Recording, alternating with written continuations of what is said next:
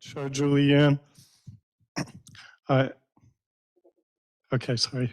Ellen Efros devoted considerable time and energy in planning this course before she died after a prolonged illness. Ellen worked tirelessly for ILR as the humanities chair on the curriculum committee, which I chair, and as a course facilitator. Okay. Her contributions were legion, and she's sadly missed. This course is being offered in her honor and in her memory. In the US, the Supreme Court was created as the final and independent decision-making authority on appeals of federal court cases. It also holds in check the Congress and the executive branch. In its early years, it established the right to determine the constitutionality of federal law. Each of these roles reflect the importance of the Supreme Court in addressing vital social, political, and economic issues. The court has selected the issues it wishes to address by determining which cases it wants to review. The makeup of the court and the selection process for justices influences the cases the court selects. The outcome of case reviews and the direction the U.S. is heading on key issues. In a political environment that allows unlimited corporate and individual money to substitute for free speech, constitutional safeguards, laws, and traditional norms have been ineffective at stopping the rightward march of the court. Americans interested in taking charge of their future need to understand the complex relationship of the political system, the legal framework, and the Supreme Court, and how these relations affect them socially, politically, and financially. This course will address issues and cases that have not yet reached the Supreme Court, those that it has recently ruled on, and those it may address in the future. The focus is particularly on the rights laid out or implied in the U.S. Constitution, their political context, and the potential for their reinterpretation by the Supreme Court. Our course will address religious freedom and school prayer, the Equal Rights Amendment, academic freedom and the First Amendment, notable cases from the recent Supreme Court term, gun rights and the Second Amendment, and abortion rights. Our speaker today is Professor Kenneth Wald, who will address issues of religious freedom and separation of church and state, including school prayer. Kenneth T. Wald, a frequent ILR lecturer at Okamic, is Distinguished Professor Emeritus of Political Science and the Samuel L. Shorstein Professor Emeritus at the University of Florida. A scholar of religion and politics, his books include Foundations of American Jewish Liberalism, which won the 2020 National Jewish Book Award in American Jewish Studies, and the forthcoming 9th edition of Religion and Politics in the U.S. He's been a visiting scholar at Harvard University, University of Michigan, Hebrew University of Jerusalem, Haifa University, the University of Toronto, and the University of Manchester. In 2011, he was named the Teacher Scholar of the Year, the highest faculty award given by the University of Florida. Ken, Professor?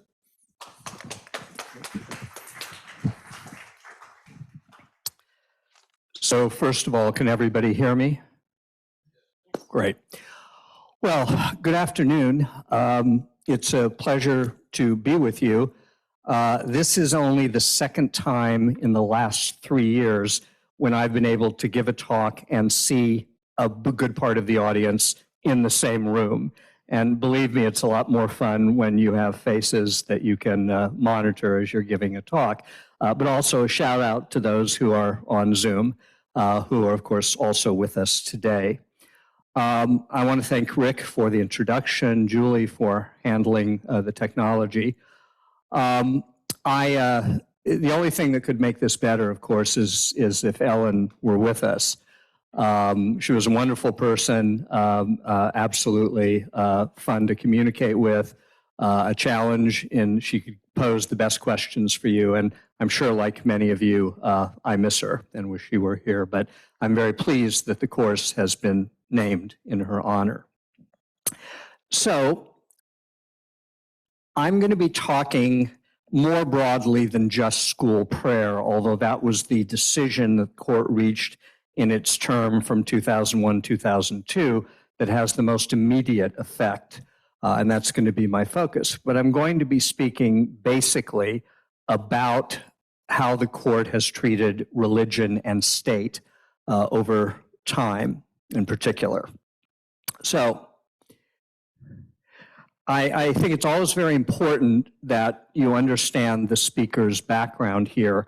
And whenever I speak about matters affecting the law, I do feel it's essential for me to explain that I am the only lecturer in this series whose mind was not corrupted by a law school education.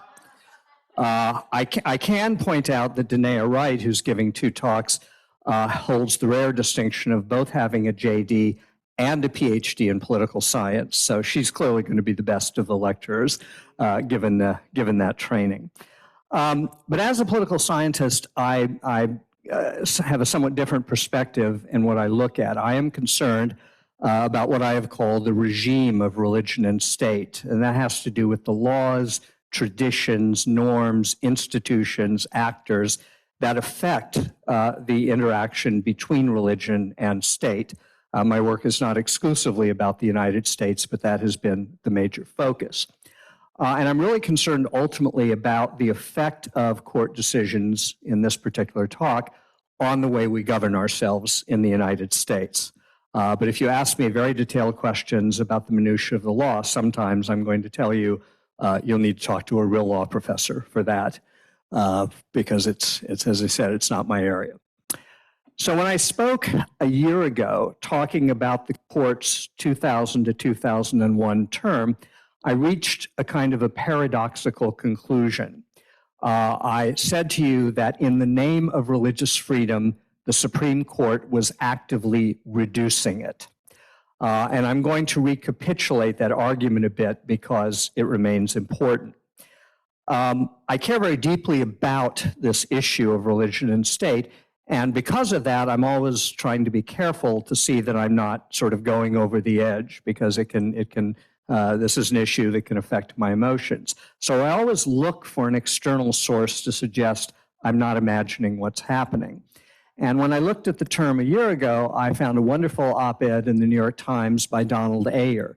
Mr. Ayer is a longtime senior partner of Jones Day, which is probably the premier law firm in Washington, D.C., and I should point out a Republican law firm.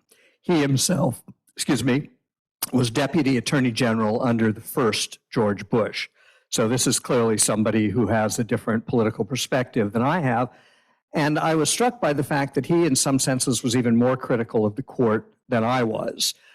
He asserted, as you'll see here, that a majority of the court is not concerned about continuity or integrity of the law.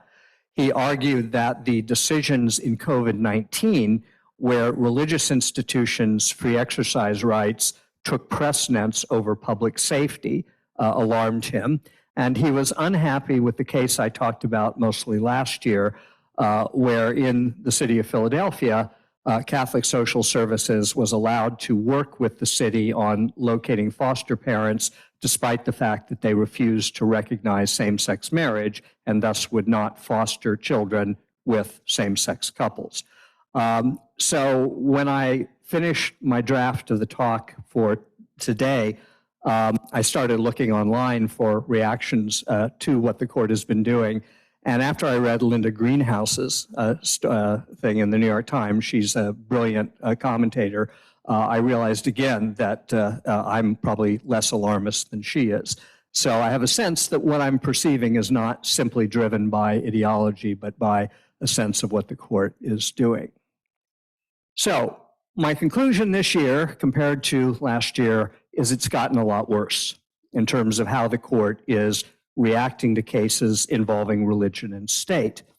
And what the court has done over the course of the last term, and I don't even have to talk about the Dobbs decision to make this case, first of all, they've completely abandoned our traditional test for when a law violated the Establishment Clause of the Constitution, something I'll explain a bit more momentarily.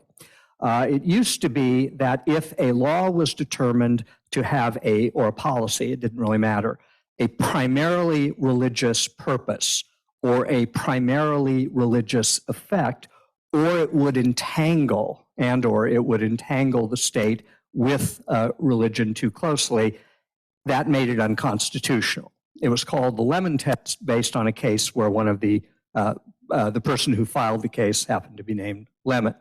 Well, the court has, and its use, I should point out, had been declining even before the 2010s, but the court has totally abandoned it at this point. And to me, what that means is that the Establishment Clause, again, which I'll explain momentarily, is, if not dead, dying. That the court has simply elevated the Free Exercise Clause in a particular interpretation well above what should be the balancing effect of the Establishment Clause. And I think they have essentially reached the position where, in the mind of 6 justices on the court, religious law now trumps national, or what I'll call secular law, on a regular basis. And as much as I'm a card-carrying member of the ACLU and believe in the importance of religious freedom, that, to my mind, is not freedom in the way the court works. And it was never meant to, in a sense, permit certain religious groups to choose not to follow the law of the land. So as an overview, I'm going to be very critical of what the court did this term, which, as I said, in my mind, is even more problematic than what it did in the previous term. Okay, so let's go back to what the law or the Constitution says about religion and state. In the original Constitution, before it was amended with the Bill of Rights, the Constitution contained only 2 aspects which could be said to impinge on religion. One was negative.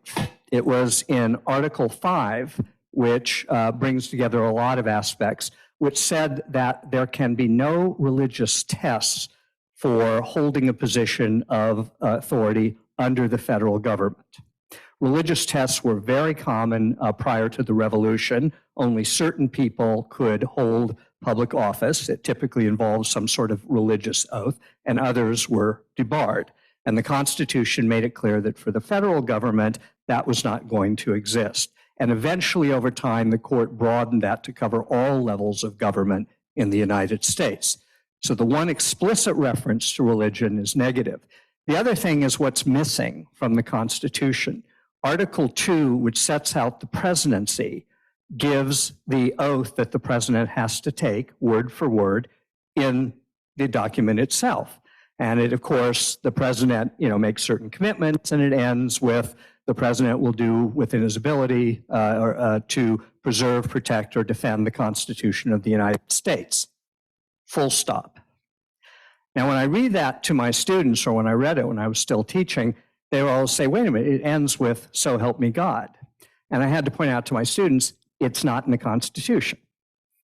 The founders did not think it proper. And moreover, it's a cultural norm that some presidents follow and some don't. So there's really no recognition of religion other than a negative reference in the Constitution. Not because the founders were anti-religious, but because they believed that religion was outside the purview of the state and vice versa.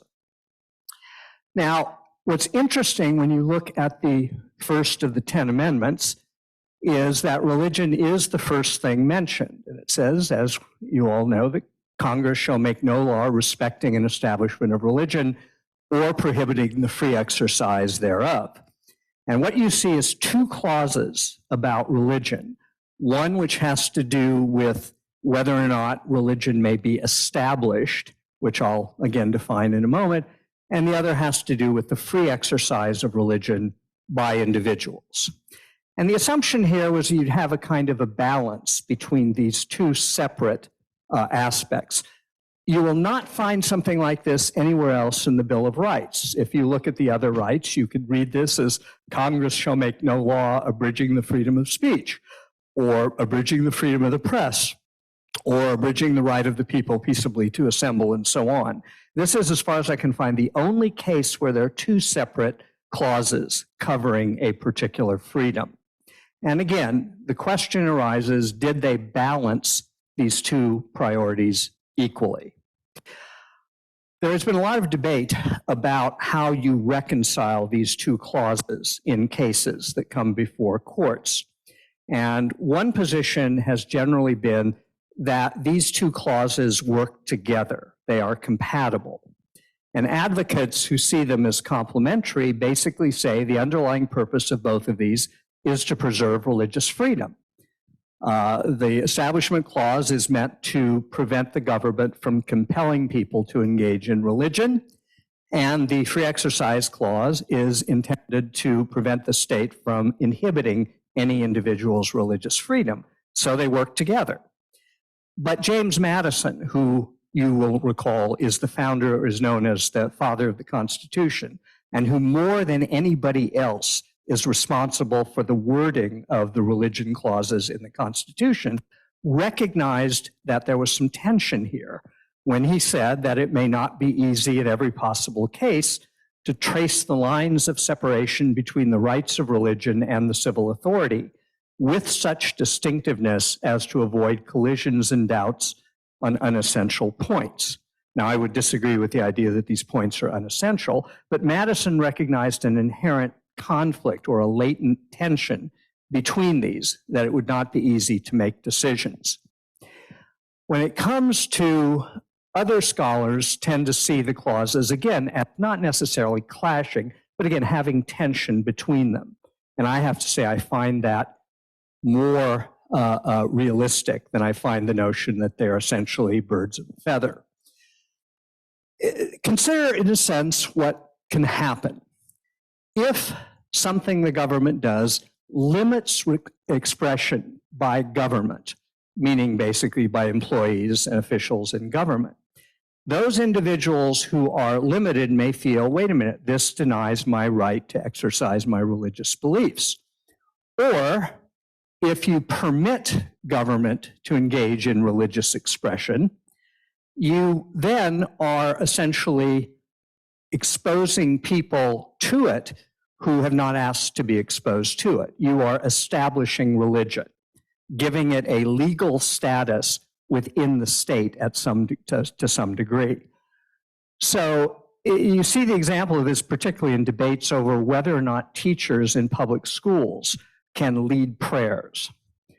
If you tell teachers or principals in public schools that they are not allowed to compose or lead students in prayer, which was decided in a 1962 decision, there were teachers and principals who felt, no, that was their right, and the state is effectively limiting them and denying them free exercise.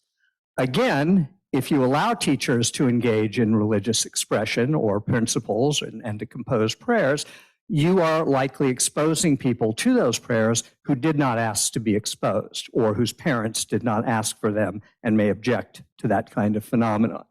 So the prayer in schools has always been sort of the central locus of the cases that come before the court, at least the major ones. All right, so how has the court interpreted these clauses in general? Well, when it comes to the Establishment Clause, which I insist on calling the non-establishment clause because that's what it was about, preventing establishment. The court basically has understood it to deny the ability of the state to show favoritism or grant some sort of governmental authority to religious institutions. It created, in other words, they understand the Establishment Clause to prohibit the state from coercing people into certain religious statements or behavior or attitudes, or it also prohibits the state from appearing to endorse religion. And again, this was not because of hostility to religion. It was because, again, to go back to James Madison's memorial and remonstrance, the state and religion were seen as different spheres. And consequently, it was not the business of the state to regulate religion, nor religion to try to regulate the state. And that was typically how the courts looked at it. And in effect, what the founders did is create a secular state for a country with a religious population. Now, I know that in a lot of today's debate over this question, the term secular has been said to indicate someone who is either non-religious or irreligious or anti-religious. And therefore, secular means you don't like religion. And that how can the state be secular? Well, the reality is that's not what secular means. Its principal definition is that which is outside the sphere of religion. So you can be religious and you can be secular. You can recognize a difference between the spheres and their appropriate role in government and politics. So they created a secular state which had no religious identity. There is nothing in the Constitution or the Bill of Rights that says the United States is a Christian state or a Catholic state or whatever. The state is simply neutral on matters of religious identity. The individuals are free to practice their religion with an enormous degree of discretion. This system of state neutrality toward religion has been called friendly secularism. If you think of other states that have secular policies which either deny or limit religious authority in politics, you think of a country like France, which has this long old policy known as laïcité, which restricts religion from its involvement in the public state. Or Mexico, which until about 30 years ago had very restrictive laws to keep the church, the Catholic Church, out of politics. Or you could think, of course, of Turkey, which also is a state that was very much committed to secularism in a very broad sense, and thus religion was restrained. But when you compare the United States to that kind of secular state, it stands out in its degree of general friendliness to religion.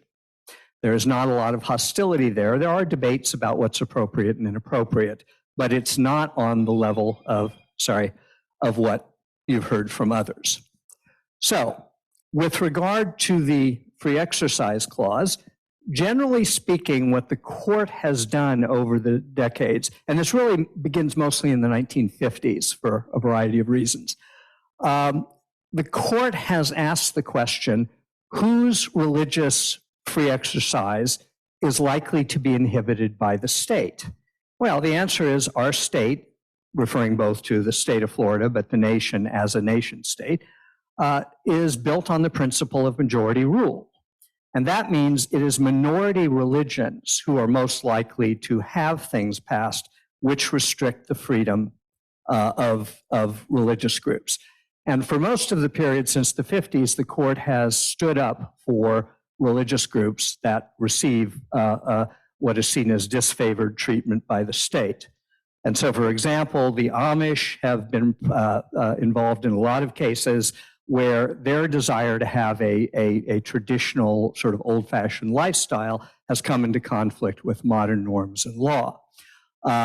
You've had a lot of cases, in fact, more than any other group, Jehovah's Witnesses has probably been the group that has really pushed the free exercise clause, because they have both a very aggressive form of proselytizing and public worship, which often irritates people. And a lot of times they were restricted by law from doing things, and they won cases in the Supreme Court.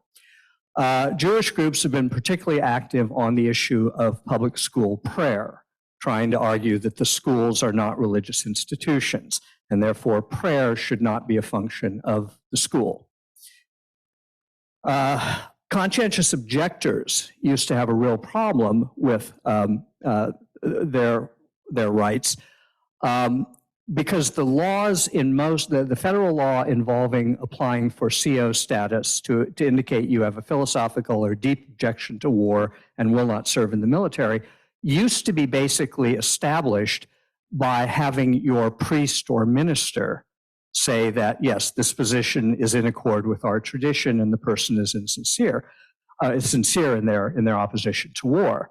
Well, people whose opposition to war was based on some philosophy that wasn't theistic had no luck. And it was not until 1962 that COs got that policy diminished. And you can now be a CO2 or a CO2, a conscious objector, a CO, simply by, not simply, but by indicating your conscientious objection to war. The Santeria, which is an African-Cuban religion, kind of a fusion of Christianity with African traditions, and is actually quite strong in South Florida, has encountered a lot of laws and restrictions, most notably in Hialeah, Florida.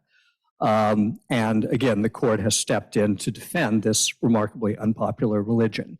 They engage in animal sacrifice, which is not altogether surprising that there's a lot of objections. And finally, Wiccans, who insist that they should not be recognized as witches, but practice what's generally known as nature religion, have had a lot of restrictions.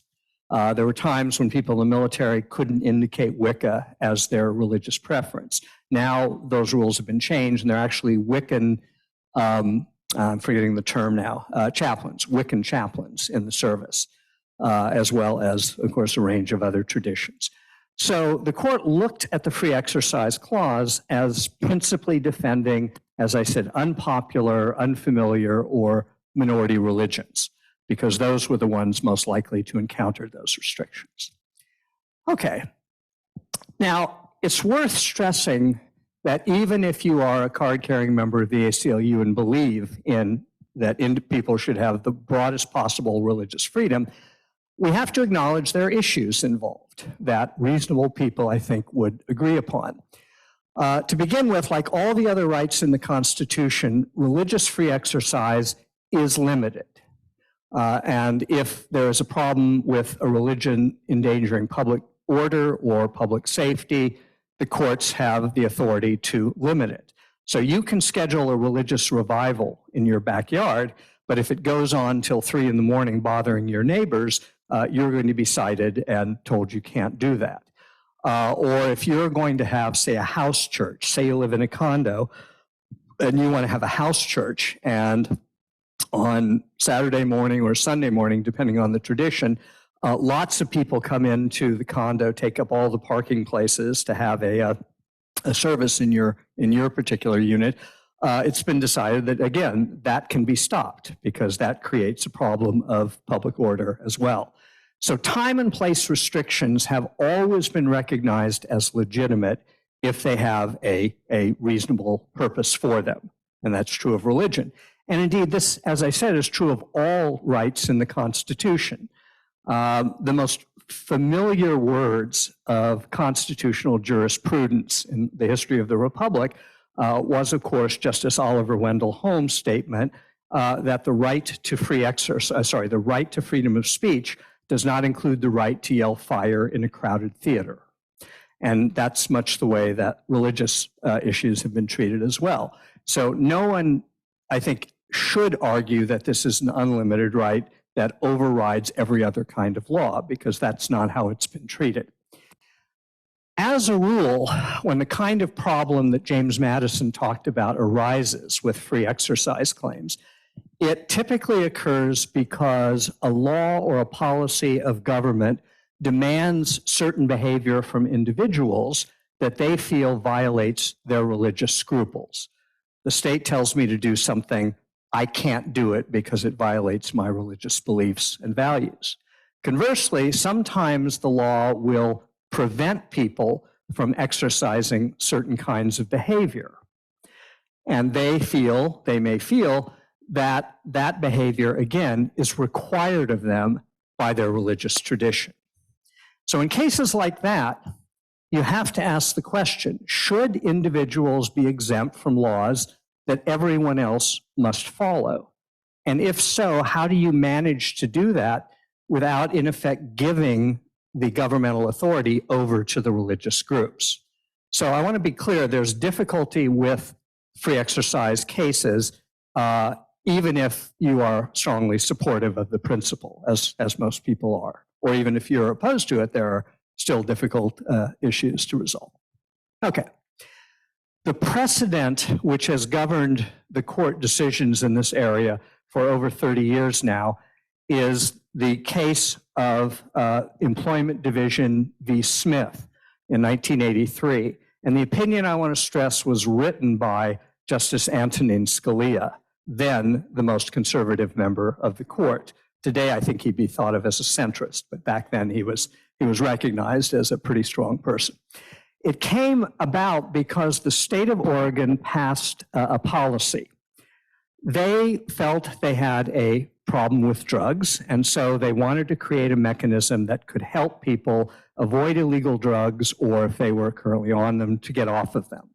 So they hired a group of drug counselors, people who were trained in helping people get off drugs.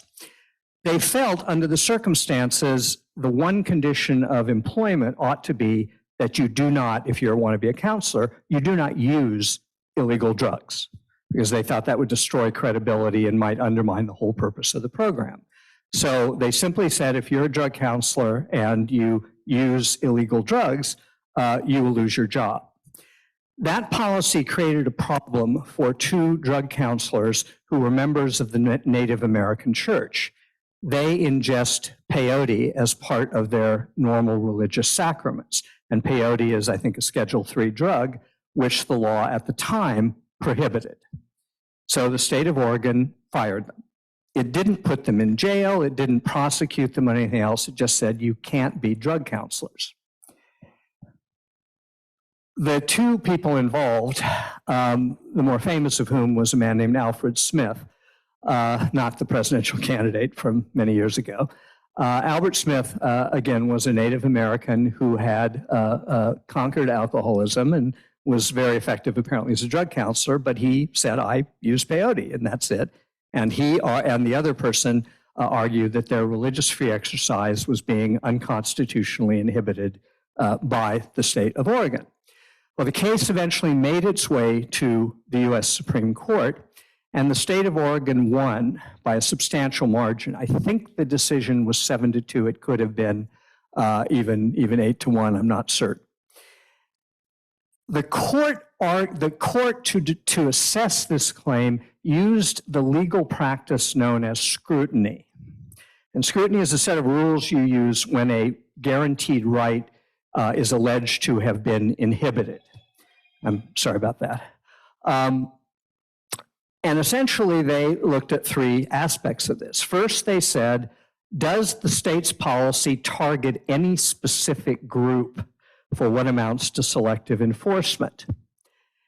And if not, if the law is said to be neutral or of general applicability, which only incidentally affects this group that happens to be religious, then the law meets the test of scrutiny, and the state may in fact inhibit this particular right. That was the first criteria.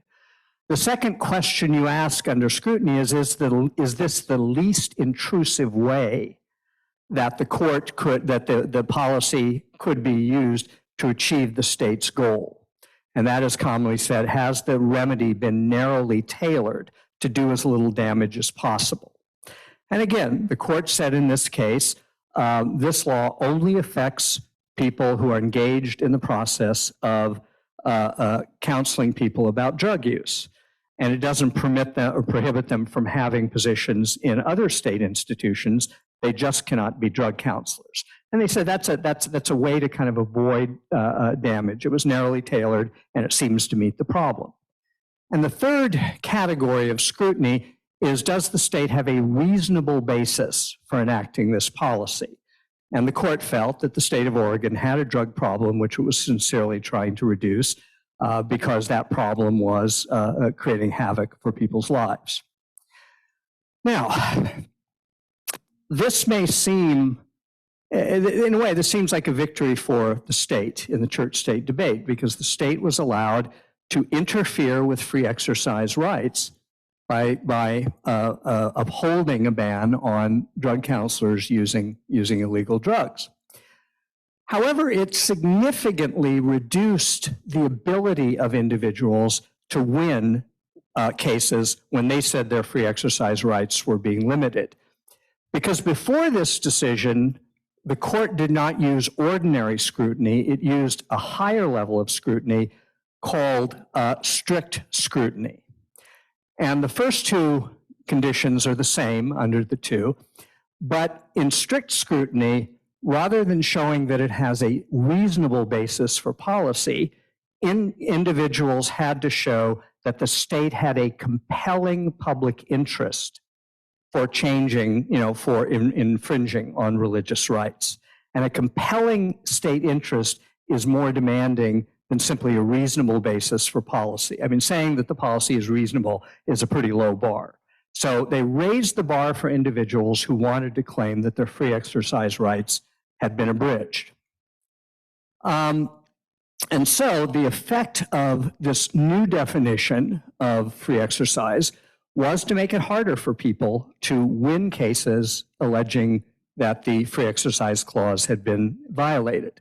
And there was a significant drop in the filing of such cases and in the success of such cases. Now, states who had similar rules in their state constitutions could still follow their traditional definition, but it did unquestionably make it harder for individuals to sustain those claims. Now, the logic behind this from Scalia was very simple. First of all, he said you cannot allow every individual to decide whether a law applies to them or not. And he justified this by pointing out that in a democratic government, it's better to have the norm that public law is the determining factor than to have every individual make that decision or forcing judges to weigh the importance of religious beliefs against public needs. So in effect, what he said is, if you're in a democracy and the state abridges your free exercise rights and you're a minority, that's too bad, but that's the price of a democratic government. I should point out he made the same argument years later when he opposed same-sex marriage, saying the state, if a majority of the state doesn't like gay people and doesn't like the idea of same-sex marriage, that's what happens in a democracy. You lose, and that's too bad. So there is a politics embedded in this, it's worth saying. But anyway, that was the first position. And the second argument, which got much less attention, is, if you do allow every individual, in effect, to make their choice, or in this case, let Native Americans who are part of that church engage in peyote, you're essentially establishing religion. You're giving the legal authority of the state to the religious group and overriding what state policy is. So that was the controlling precedent for many years, despite the fact that it came from the most conservative member of the court, who was himself a very deep Catholic. He was certainly not irreligious or anti-religious. Now, what has since happened, particularly as the composition of the court has begun to change or began to change, and this really began, 5-7 years ago, whatever one wants to set.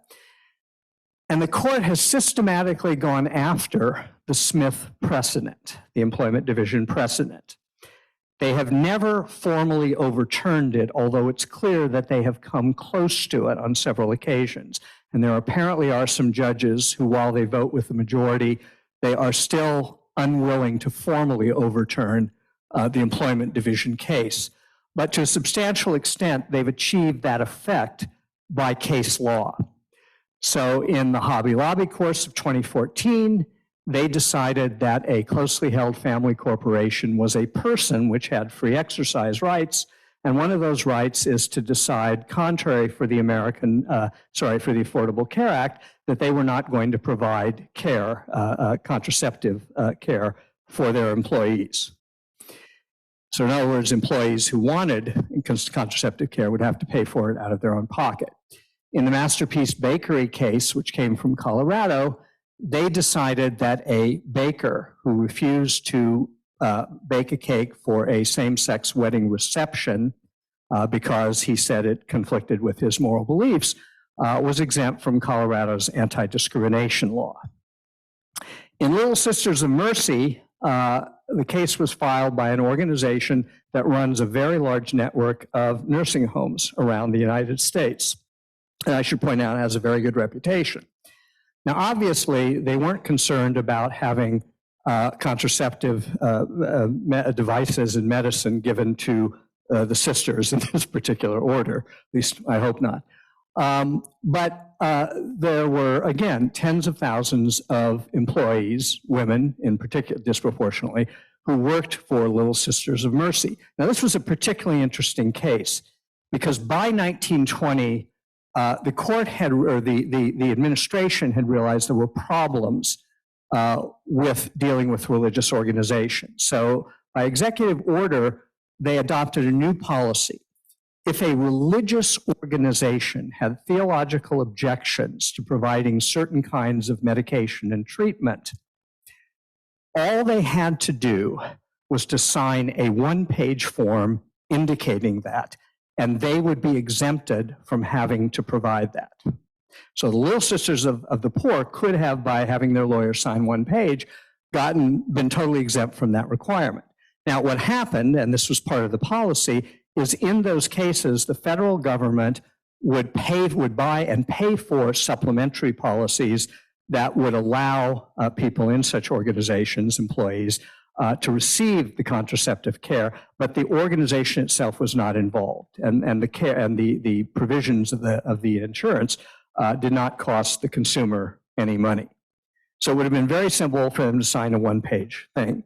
But this is a measure of how ideologically driven this thing was, that even though there was no harm to the Little Sisters once they adopt that, somehow signing a piece of paper saying you weren't going to accept this for theological reasons was such a heavy burden that they were exempted. In Espinoza, the state of Montana had a provision that provided tuition assistance to parents of students who lived in areas where there weren't public schools or enough public schools to serve the population. And they could get tuition assistance relief from the state. But this did not include religious schools because the Constitution of Montana has explicit language saying public money cannot be used for religious purposes. It's a principled position, whether you agree with it or not. And it was not something that goes back to the 1850s. It was actually adopted 2 or 3 years before. The court said, never mind, you can't do that. If you provide tuition assistance to private schools, all private schools, including religious ones, must have it, even though your Constitution says to the contrary.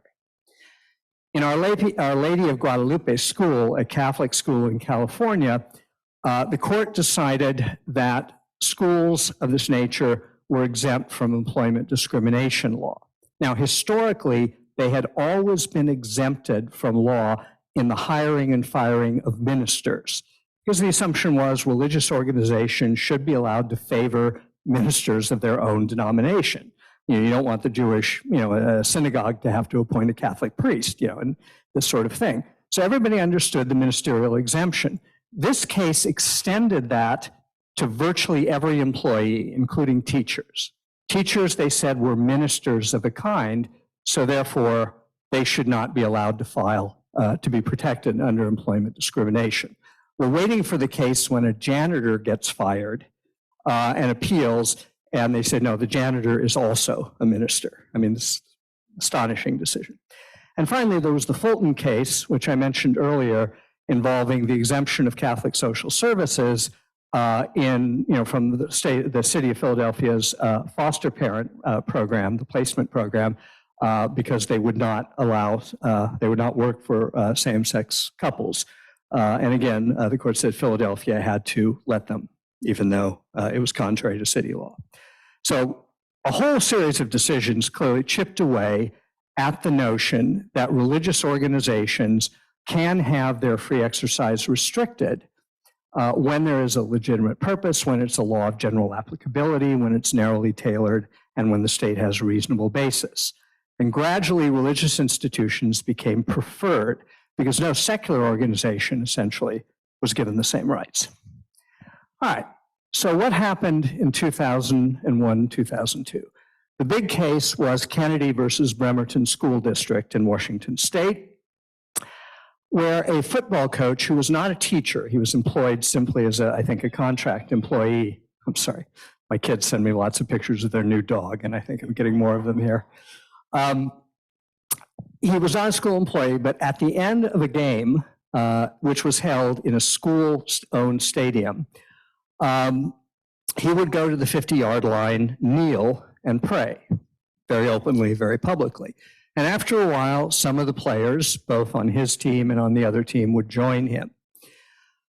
The school board said, look, we don't want to interfere with your religious freedom, but this is problematic for two reasons. As the coach, you determine how much playing time each of your players gets. And there might very well be concerns that you will favor those students who pray with you and deny playing time to those students who choose not to pray with you. And this is wrong.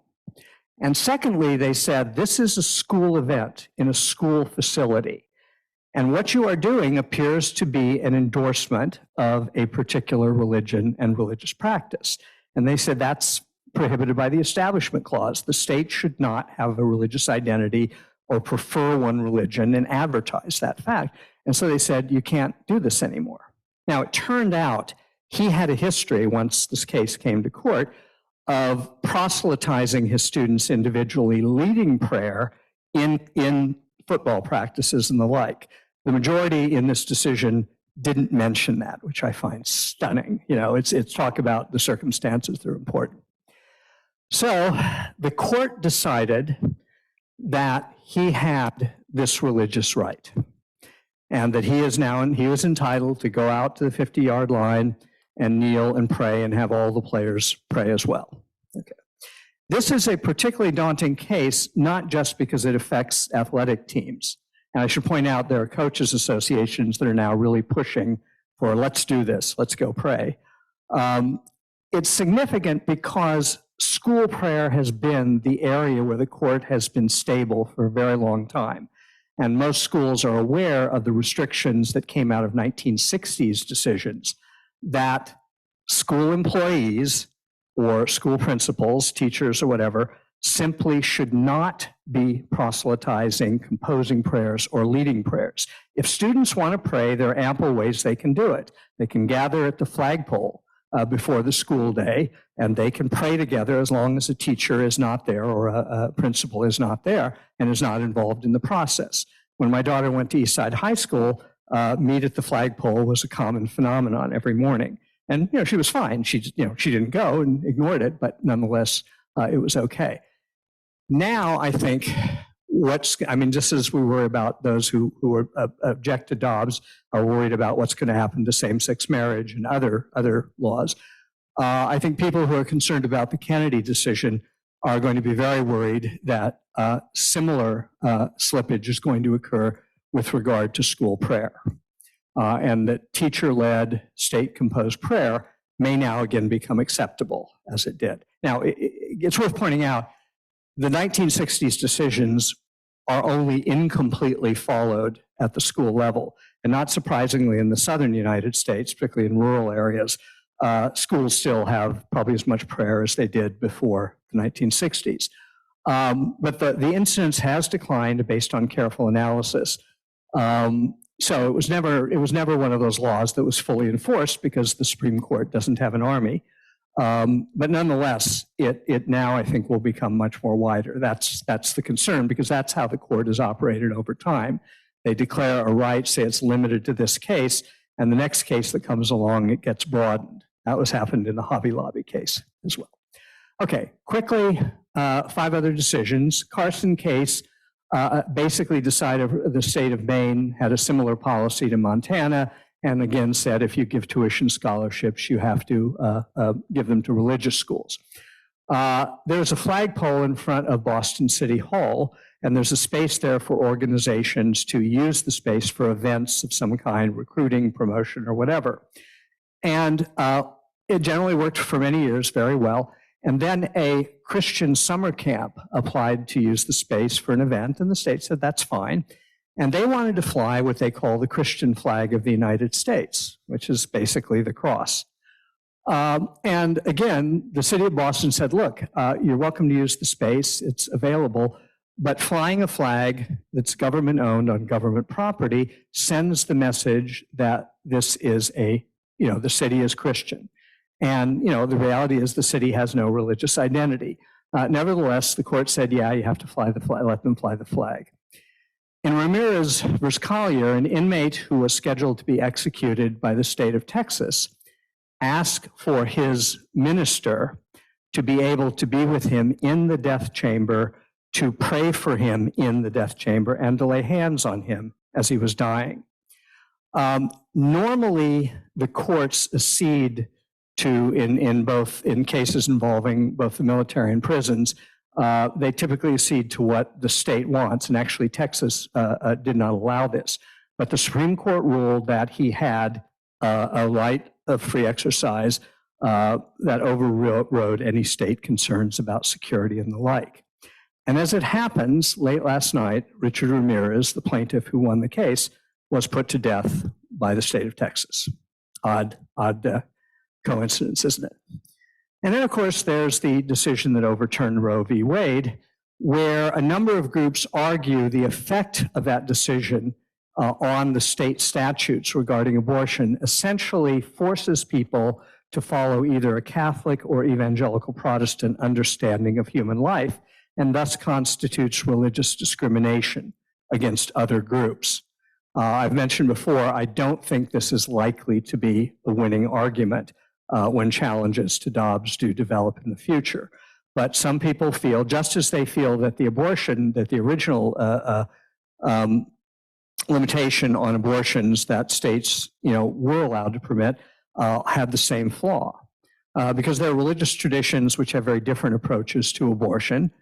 They see it in many cases as something that they're reluctant about, but find necessary and permissible, and they're being forced to follow a different religion's position. So the only case in this group that even seems remotely like the traditional cases where the courts have stepped in dealing with religious free exercise was the Ramirez case, because you can't find anybody more in a minority more disliked than a murderer. And there's no question he committed a very brutal murder. Every other case, I think, would not have been the kind of case the courts would have accepted or supported. And there is a case coming up in the next session where it builds on the Colorado case about the baker. A web designer has refused to design a web page for a same-sex marriage, saying it's against his principles. Now, the court kind of took an interesting leap in the Baker case where they said this was a creative work of art, and therefore it should enjoy constitutional protection. I don't know many people who would say that even a great web page is a creative work of art. So I fully expect the court will decide 6-3 to uphold that. And essentially what they're gradually doing is freeing almost every occupation from being required to provide services. Pharmacists increasingly are now free to refuse to dispense certain drugs that they consider abortifactants, or even, again, birth control devices, if they have a philosophical or religious objection to this. And it's going to spread to virtually every profession, probably except for teachers who might actually need those rights. In any event, so looking at this all together, what's been happening? Well, I think, as many people have said, the court is increasingly becoming weaponized. And it is not the kind of impartial court that most people are used to, and that you can certainly disagree with certain decisions, but the patterns here are so strong that I think it leaves very little doubt. And as I've said, what the court seems now to be doing is privileging religious groups and motivations above the law, and granting, in a sense, governmental authority to these private organizations. It's a particular concern because, unlike the past, when a favorable decision to the person who files a case based on free exercise would win, it was hard to say there were losers. I mean, when the Amish got authority to take their kids out of high school after 10th grade, did anybody really lose from that decision other than possibly the children who were denied that? It's hard to say there were losers. In the Hobby Lobby case, the small number of people who own the company have their religious free exercise, but the 24,000 employees of Hobby Lobby at the time, their religious rights aren't supported. In general, this law makes it harder for religious minorities who do suffer genuine discrimination to sustain their case. Muslims, for example, while they've won certain cases, have lost some cases that I think most people would have thought, in terms of the law, should have won. What is driving a lot of this now is one person, the new effective Chief Justice of the Supreme Court, Samuel Alito. Alito is, again, a very strong Catholic. And shortly after the Dobbs decision, which he wrote, was announced, he gave a talk at a conference in Rome organized by Notre Dame University. And in his speech, which is public, he began by the observation that it pains me to say this, but in certain quarters, religious liberty is fast becoming a disfavored right. That's a kind of an interesting observation, that in a country that remains 3/5 or 2/3 Christian, apparently religious liberty is dying. But in any event, what he then said struck me as particularly concerning. The challenge for those who want to protect religious liberty in the US, Europe, and similar places is to convince people who are not religious that religious liberty is worth special protection. That will not be easy to do. Now, notice the assumption nested in this statement that religious liberty is threatened by non-religious people. Okay, they're the danger, they're the threat. And he essentially poses himself, and he uses the term special protection.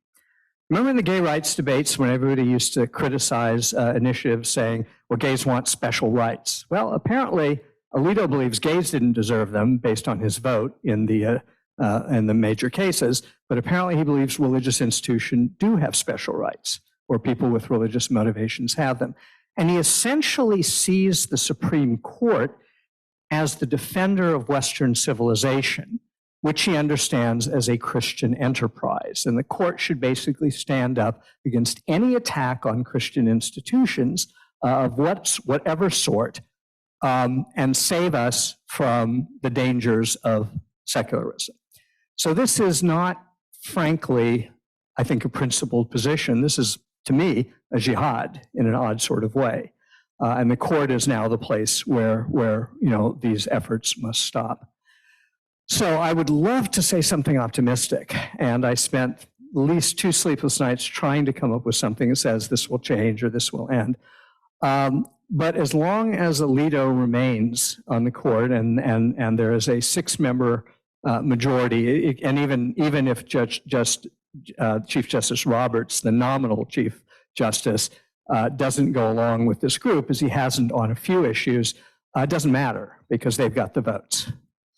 So I think in much the same way that the Dobbs case has really concerned people, I think for those who believe in a balanced interpretation of the religion clauses, these decisions are very much something to worry about, and I suspect we're going to see more of them over time.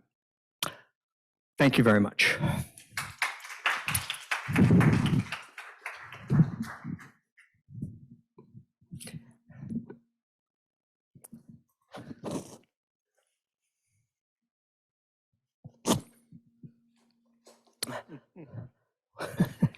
Sorry, I'm going to actually.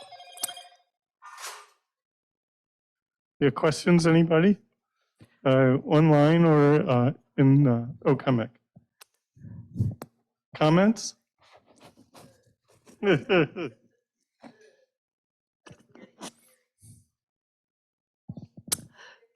Rick, do you want to read the comment here in chat? Great. According to Larry Lowenthal, according to the American Bar Association, the Masterpiece Cake Shop decision did not exempt public businesses from anti-discrimination law. Instead, the Supreme Court decided the case on narrower grounds by concluding that members of the Colorado Civil Rights Commission expressed impermissible hostility to religion. Yeah. You're correct on the fact, but I think it misses what is the underwriting factor involved. 2 members of the Colorado Commission on Human Rights were alleged to have made comments suggesting that in the past, religion was often an oppressive force. So far as I know, only one of those 2 has been documented, and the commission contains a fairly large number of people. So I think that was a pretext, and I think what you'll see when the case about the web design gets there is that particular restriction or that particular narrowing will no longer be necessary. Because again, the pattern has been that you establish the case, claim it's limited, as with Hobby Lobby, which was limited to closely held family corporations, and then gradually it gets expanded to a larger population. So I do think, in point of fact, you're going to see this case generalized because that's been the pattern the court has been using. Great. Thank you for the comment. Online, you could raise your hand electronically if you like. And looking for any other comments or questions? I do have a question. It's based on your last slide. Is the religious freedom a right being held above all other constitutional rights? It seems to me that is a fair statement of where the court is going. And there are other policies, again, what I talked about last year, beyond these particular cases, where the courts in administrative actions have adopted a similar kind of rule. In fact, in one of his executive orders, President Trump took issue with the categorization of 501c3 organizations, nonprofits that engage in education or charity or whatever. Most religious organizations have 501c3 status. So does the Red Cross, United Way, and a lot of other organizations, again, that are charitable and educational. And 501c3 organizations, in order to maintain that classification, are forbidden to engage in a significant way in elections, in partisan elections. Okay. And that means that if a clergyman or clergywoman stands up and says, as whatever group we are, we should all vote for candidate X in a partisan election, that can become a basis for a complaint to the Federal Election Commission, which could then result in the religious organization losing 501c3 status.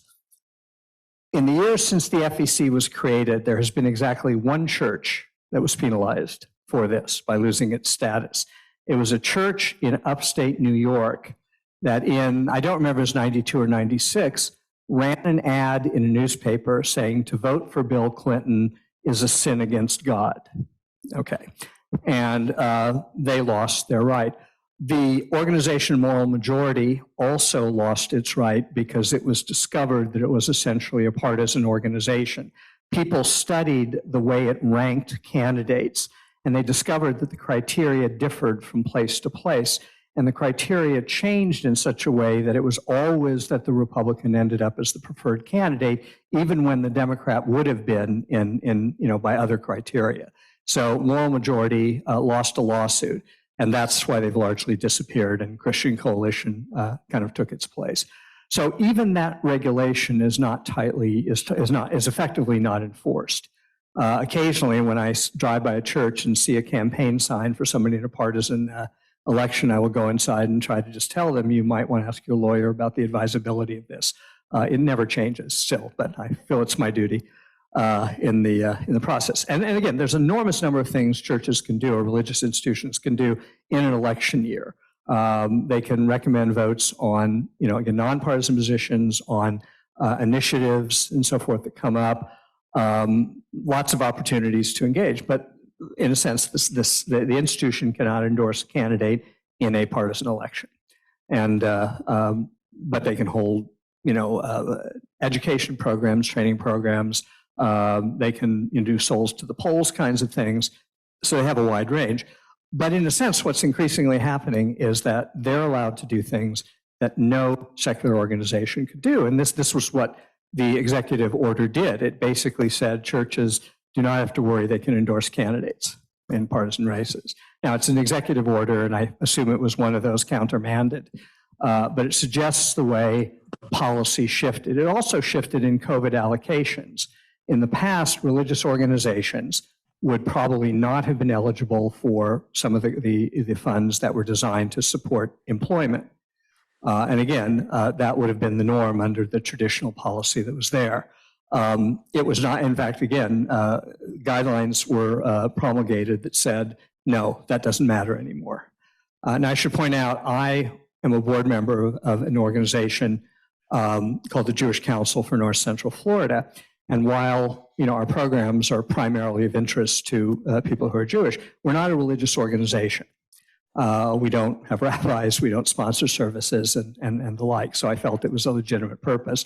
Although when we had a chance to continue it, we voted to discontinue it because other groups had far more need than we did. But again, you're seeing a policy at the administrative level that matches what the court is doing here. So yeah, I think the simple fact of the matter is that religiously based groups and people with religious motivations are now have a preferred status that does not apply to people in other conditions. And to me, that's what the term establishment was meant to prohibit. We have a comment online now from Alice Gridley. As painful as it is, you've given us the reality of our current situation. It's sad that each of the judges said they would not apply their own religious beliefs. I'm tempted to say amen, but I think that would violate the spirit of the comment, yeah. Do we just have to resign ourselves that the chief justices are always going to apply their own religious beliefs? Well, I want to be fair here and point out that many judges, I think, try to orient themselves in understanding what their own tradition, how it addresses these questions. I happen to know a judge who, for the first time, was hearing a capital case. And I know this particular judge decided to understand his religion's position on the death penalty by talking to a wide range of people. Now, in the end, I don't remember what the decision was, but I think we all look to traditions and different sources for a sense of, moral values. And I think that's not a bad thing. And I always tell people, I would never want an America in the United States where there wasn't room for someone like a Martin Luther King involved. But King, nevertheless, was very careful to couch his arguments, as was Jesse Jackson, not in a particularly narrow Christian sense, but in universalist terms. But nonetheless, I don't want to argue that no judge should think about religion. But it seems to me the kind of judges that have been recruited to the Supreme Court are there in large measure because I think they serve the interests of major corporations, which has been, again, a trait more common in the GOP than the Democrats, and also because they indicated they were seen as likely to support